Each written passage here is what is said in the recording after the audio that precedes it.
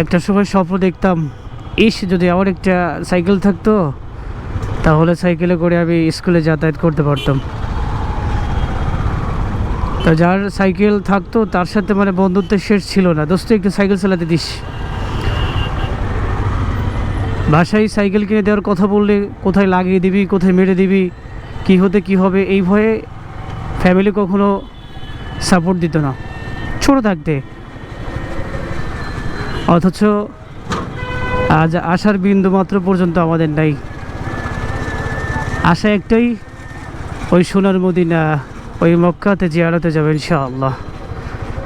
কিন্তু আসলে সাইকেল চালানোর যে সময়টা আমরা পাস করে এসেছি জীবনটা, এটা ছিল হচ্ছে অনেক মধুর সময়, অনেক আনন্দের সময়, যা আমরা এখন হয়তো বা কেউ না কেউ পড়তে পড়তে বুঝতে পারতেছি এবং মিসও করতেছি। বাট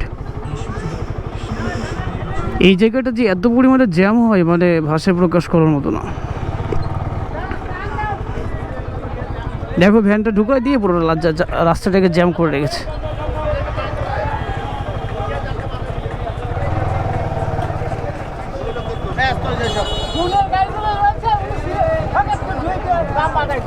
উনি হচ্ছে বর্তমান সরকারের লোক।